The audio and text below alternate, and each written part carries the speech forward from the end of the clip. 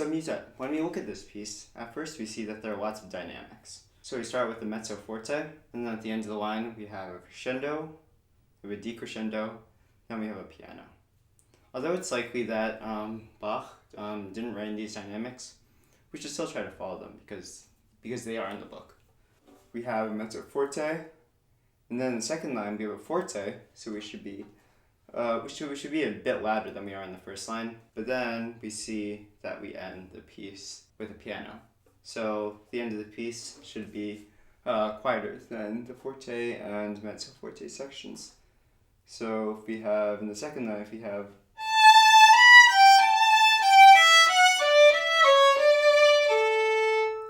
the end should be a bit quieter.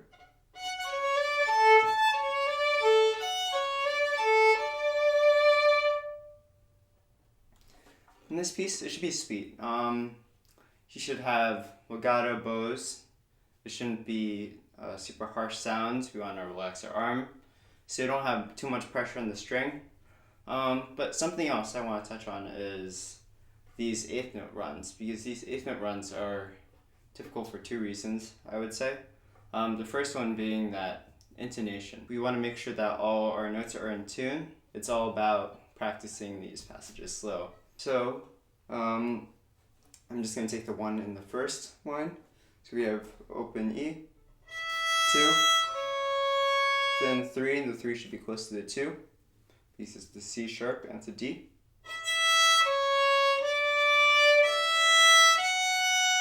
And the 2 should be relatively close to the 1. 3. Lift up 3.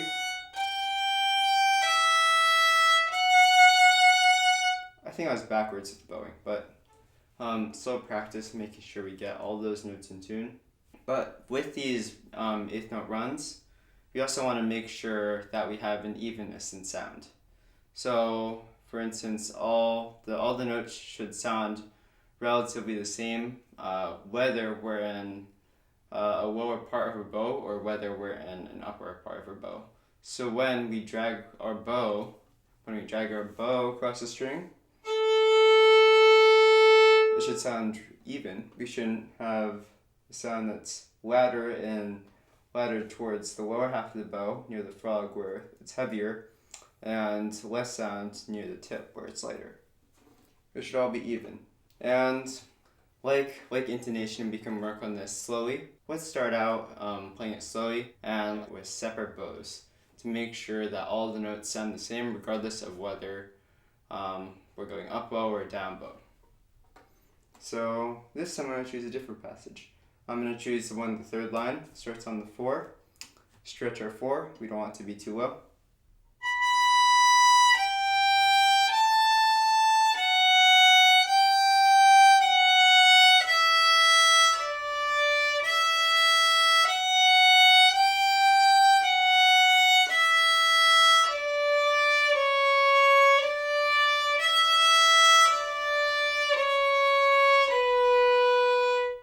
Now let's do it slurred.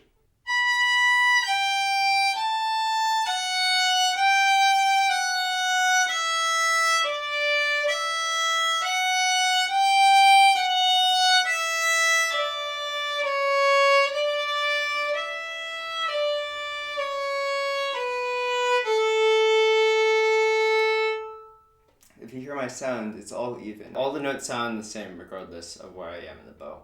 And also 4, 3, 2, 1. I'd highly recommend using your 4 instead of the open, just because it's easier, so you don't have to change strings. If you just have open 3, and then you just have your 4 right there.